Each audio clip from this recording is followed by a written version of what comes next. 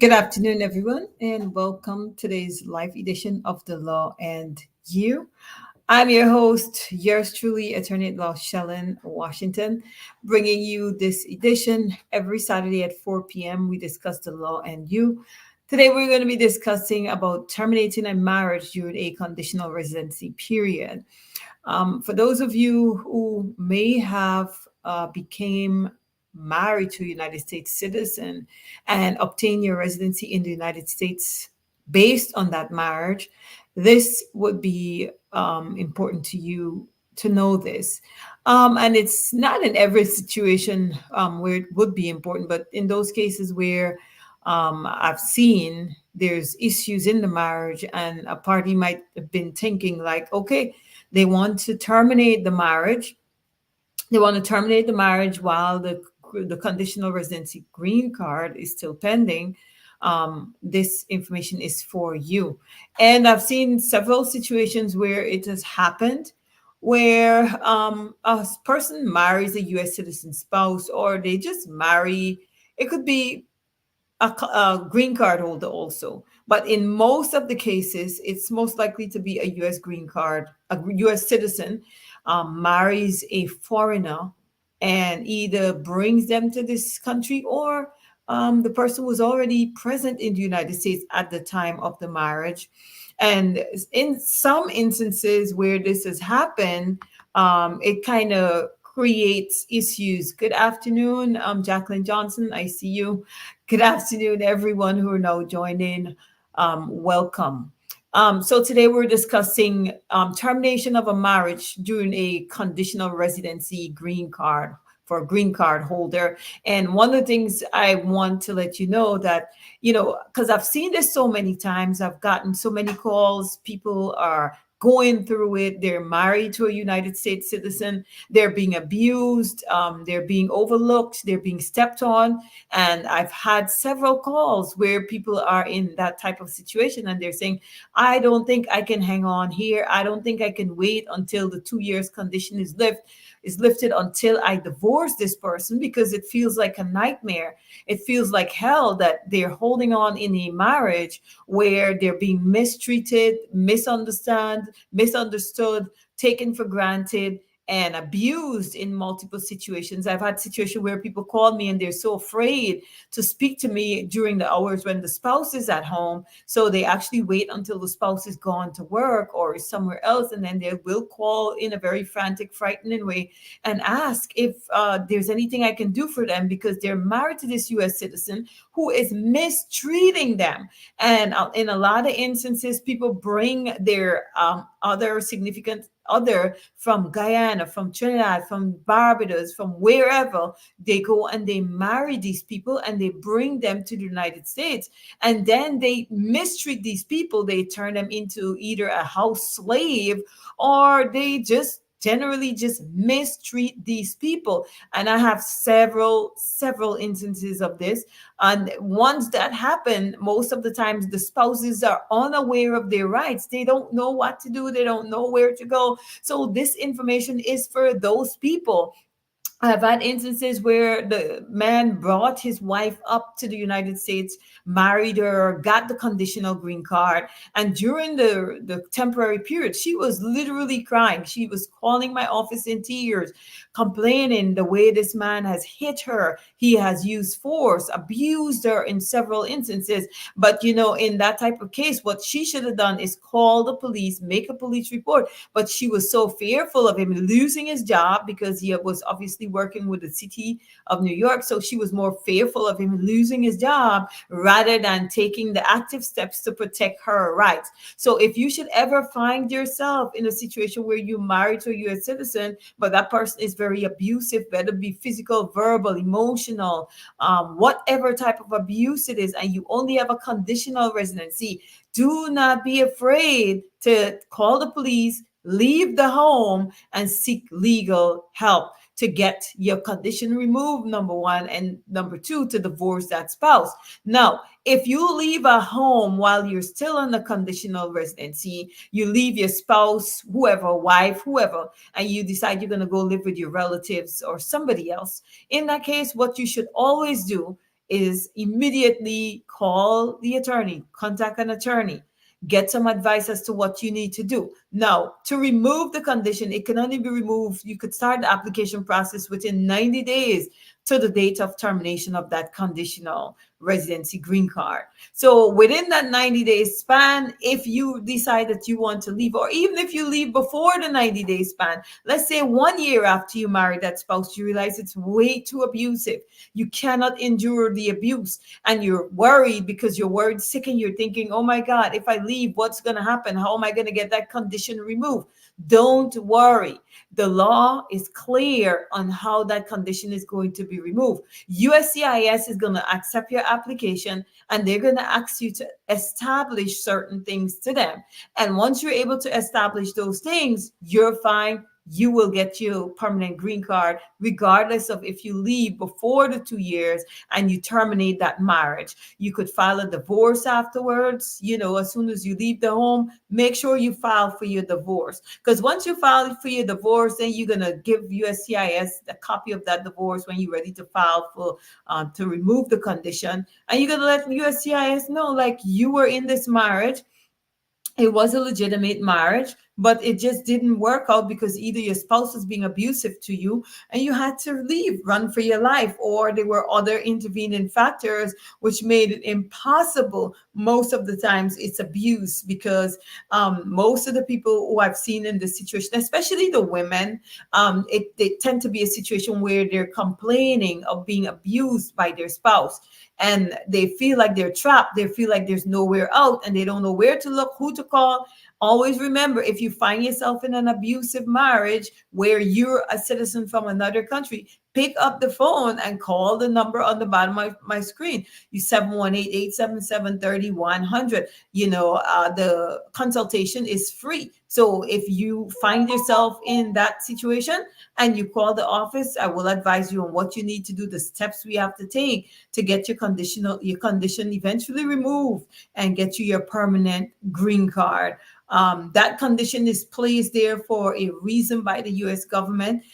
They intend that if a marriage is now legitimate, or the parties entered into it for the wrong reasons, then there is the time they're going to have the opportunity to decide, well, they're not going to remove the condition. They could refuse to remove it. But if it's a situation where you cannot endure some sort of hardship, some sort of mistreatment in a marriage, and you want to terminate it before, the law also makes provisions for you to be able to terminate that marriage early and leave it and still get the condition removed. And a lot of people are not aware of this. So very often when they have a conditional green card, they try to hang in there because they're afraid that, okay, if I leave, then I may not be able to get this condition removed. And that's not true. And the other aspect of it also is for those people who they're already married, but they haven't gotten the green card yet.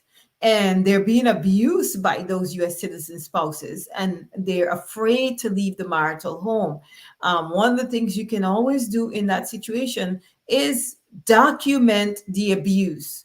Document the abuse. So for every time your spouse tried to hit you, you can report it to the police. Every time the spouse screams and yells and curses at you in the home, you can record those instances. If there's any physical violence, marks of violence, you can take pictures of those. You can go to the hospital. You can document all of this, because at the end of the day, the law gives you the option to be able to go to court. Well, not court, but if you want to file for your green card without your spouse, the law gives you that option, in that you can divorce that spouse and you can still get a green card based on the laws that covers instances of abused spouse. You can get abused spouse petition and you will be okay. There are instances where I've seen people call and they were in serious problems with the spouse. The spouse is jealous. The spouse is coming at their workplace and causing problem. And I think in most of those situations where your spouse is showing up at your workplace, disrupting the environment that you're working in, and taking some extreme steps, I think those are perfect instances where you should report it to the police. If your spouse is showing up on your job and attempting to get you fired because of their disruption, then you should report that to the police. And then if the spouse is deliberately using any type of force and the spouse is a US citizen, that makes it easy for you to build your case in order to get your green card anyway without the use or help of that spouse. All you will have to establish is that yes, you were married, it was a legitimate marriage to that person, and number two, the legitimate marriage did not work out because your spouse was extremely abusive and you had to leave that relationship so that the spouse wouldn't physically continue to harm you, or even worse. So in all of those situations, I would advise that if you have an abusive spouse, the way to build your case against that spouse is by reporting to the police. And if it's just a case where you feel like you're being mentally abused, those are all instances where they're all those instances you can record it. You can record your spouse screaming, telling you calling you derogatory names, or saying really bad stuff about you. You can record all of this, because at the end of the day, once you do an abuse spouse petition, USCIS needs you to show them, establish that what you're saying is true. Like they want to be convinced that you did suffer mental, emotional trauma or distress, or you were abused in such a way that you actually need to obtain help. You need to obtain help. And once your spouse is a US citizen, not a green card holder, and you had to suffer any form of abuse, you will be entitled, chances are you will be entitled to get your green card based on that abuse US citizen spouse application. And just so you know, that type of application, the I-360, is not just used for abused spouse. There are other instances where people were abused by American citizen parent, or children, other than not just spouse. But spouse is one of the main ways in which you could actually be able to obtain a green card without needing a wife, a husband, or a wife. So yeah, so back to the situation with the divorce. Now, if you did suffer this type of abuse, it's easy. You consult an attorney or you call our office. The first thing we will do is make sure you have some sort of evidence, because we have to research.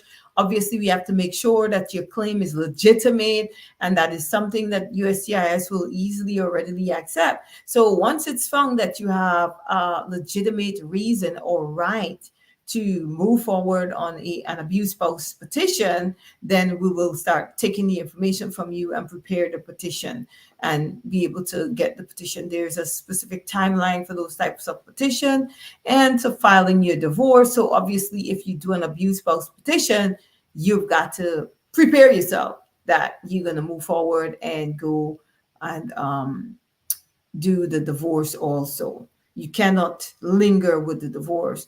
But if you're doing it also, just note that if you divorce before you file the petition, there's also a timeline within which you must be in order to file that petition. So, for instance, you can't file the divorce 2 years ago and then 2 years later then say, okay, I want to do an abuse spouse petition. It's not going to work. It's going to be late. So you're going to need to comply with the timeline in terms of from the time you obtain the divorce to the time you file the petition. I would obviously advise that you do file the petition before you file for the divorce, or you do it within a short time span of each other so that there's not too much of a lapse in time between you obtaining the divorce judgment and you filing for an abused spouse petition to remain in the United States. I think this is one of the easiest one, especially for those cases where the parties were married, they lived together for a while. It's clear, and the evidence is clear that you can establish that, yeah, the marriage was legitimate and you really wanted to be with this person, but it turned out that the person was very abusive towards you. The person never respected you, not just physical abuse, like I said, works, but mental, emotional, all of those instances work in obtaining an abused spouse petition. But of course, you have to prove it. He who alleges must prove. And if you believe that you won't be able to prove your case on a preponderance of evidence, then I would say, like, don't even bother.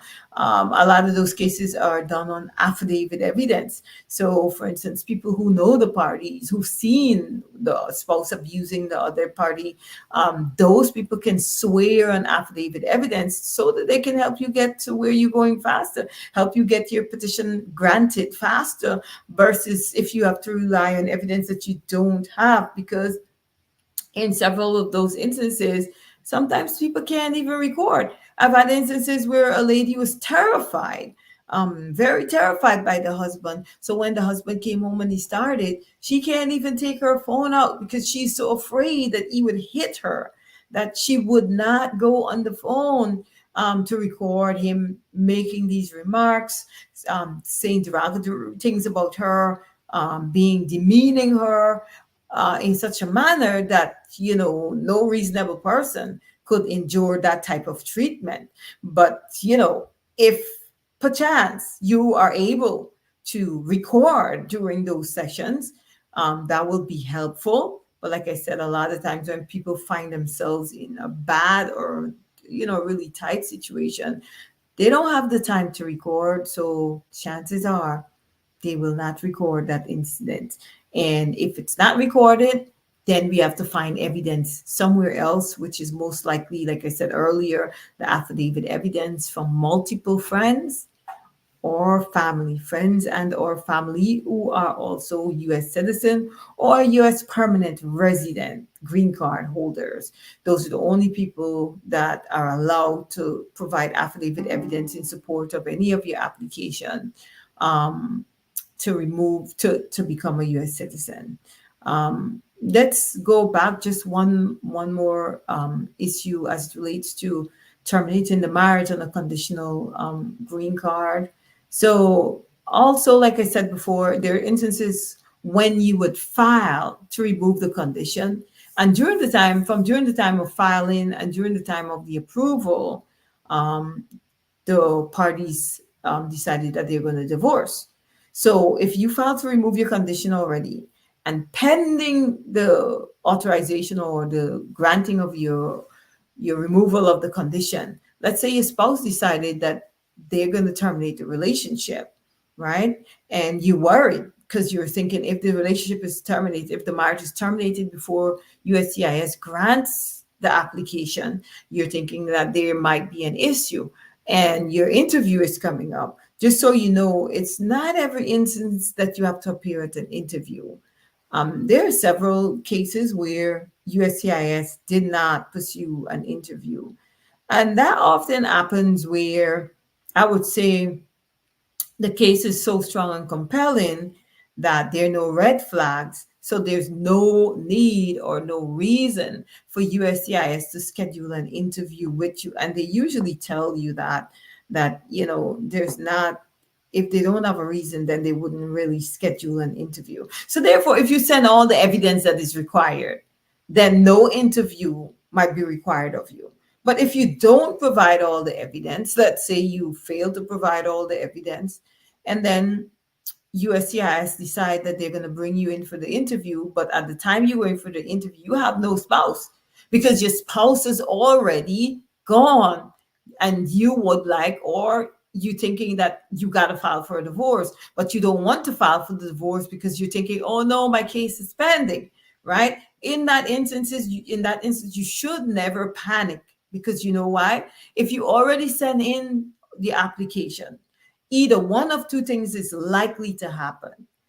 When USCIS is ready to grant the application, they can either send for you to come for the interview, or they might just look at the file and say, you know what, this file is so comprehensive. This person has sent every single document that is required, that we don't need to conduct the interview. And I feel like that would only happen in a case where all the required documents are sent in a timely manner. So whatever your supporting documents are when you file to remove your condition, including the copies of the tax returns, right?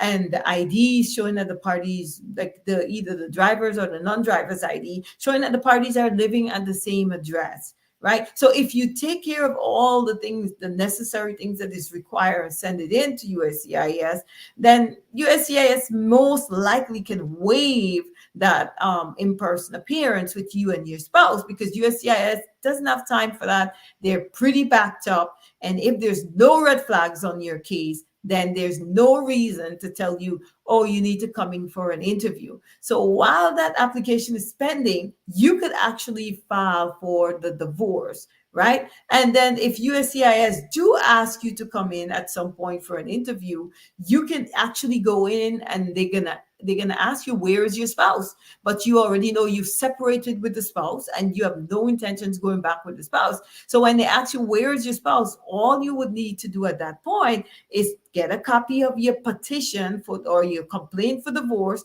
show it to USCIS and tell them, like, listen, I already filed for divorce.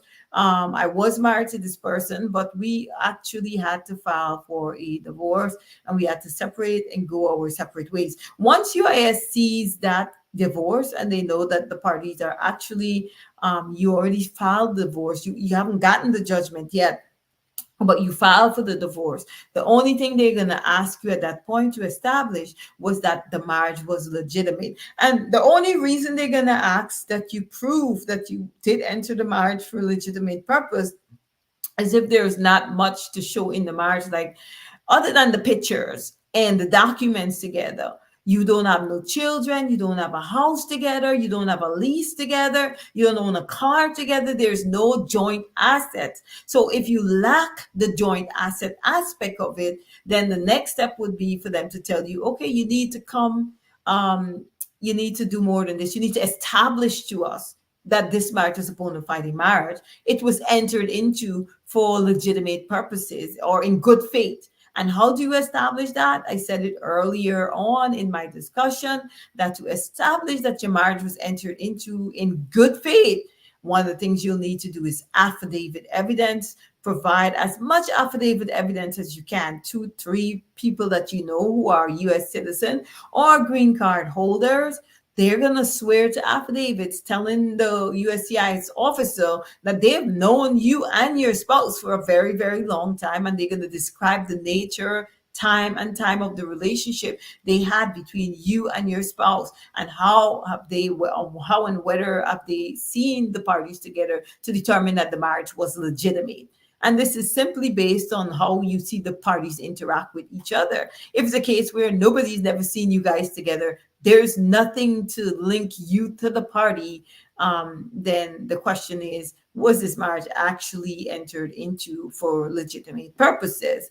And that's how a lot of people get caught, because if they don't establish it based on more than just pictures, pictures only cannot establish, but people who've actually seen you together, people who've seen that your husband was showing affection to you on the street, holding your hands, people who've gone to your home and see, okay, they live together in this apartment.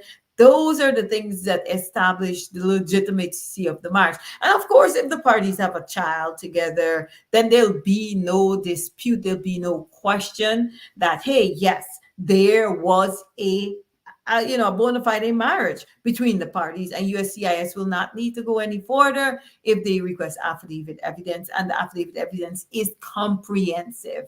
Okay, so that's another way to still obtain the divorce while you're on a conditional residency and you are intended not to go back with your spouse because your spouse is abusive, your spouse has wronged you, your spouse has done several things to hurt you. That's the way you obtain it. And you don't have to worry, because at that point, it will be considered valid. USCIS will use it. Once the decree is obtained, the judgment is obtained, then you'll just present the full judgment to USCIS officer, and they will process your case. And you will be approved for, most likely, unless there's some other intervening factors, which I don't know about, you're likely to get approved for that condition to be removed under those circumstances without a spouse. And I think people need to know that, so that they will not be panicking if if the husband or wife asks for a divorce pending the removal of your condition on your conditional green card. Once again, guys, I thank you for joining me this afternoon on The Law and You. And just a quick recap: today we discussed obtaining a divorce when you're in a conditional residency status. So people want to know, can I still obtain this divorce even though my residency is just conditioned? And the answer to that question is yes. You don't have to stay and be tortured in a dangerous situation or put your life at risk because of a green card. If you find yourself in a situation with an abusive spouse, please give me a call, pick up the phone, dial 718-877-3100. Again, the consultation is free to you, no cost. So call and see if there's anything that can be done if you find yourself in any situation of this nature and you believe you will need help. Again, guys, thank you so much for joining me again this Saturday and every Saturday that some of you do. Just make sure you share the live. Do me a favor and share the video. And I will see you again back next week at 4 p.m. sharp. Once again, thank you so much. It's been my pleasure bringing this show to you every Saturday at 4 p.m. Thank you.